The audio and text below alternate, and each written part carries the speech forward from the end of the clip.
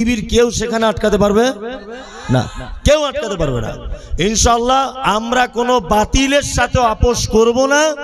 আমাদের শরীরের এক ফোঁটা রক্ত থাকতেও সহিহ হাদিস এবং কোরআনের বিরুদ্ধে আমরা যাব না, কোন কারোর পক্ষে আমরা যাব না ইনশাআল্লাহ। আমাদের মানদণ্ড শুধু হাদিস এবং কোরআন, আর কিছু না।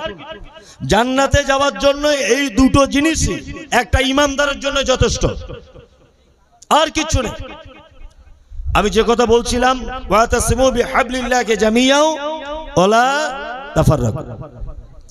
আল্লাহ বলছেন আমার রশিটাকে মজবুত করে ধরো। আপনি এই রশিটা কাদের সাথে ধরবেন, কিভাবে ধরবেন? মূল কথা বুঝে যান।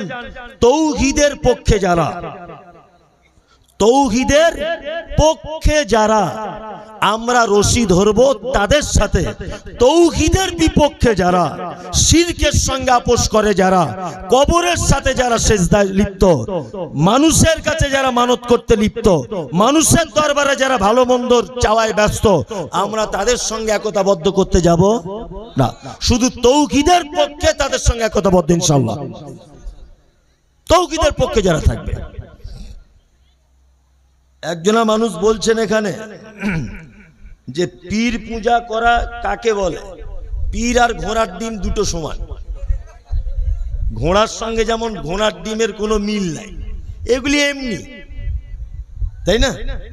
কিছু লোক বলে, কিছু লোক বলে, কি বলে যে ভাই তোর চোখ উঠেছে, বলে না? চোখ কোনোদিন ওঠে? চোখে কোনো অসুখ হয়, এই এদিকে ফেরুন। আমি বলছি কিছু লোক পাড়া গ্রামে বলে যে ভাই তোর চোখ উঠেছে, বলে কি বলে না? বলে। আচ্ছা চোখ কারুর ওঠে?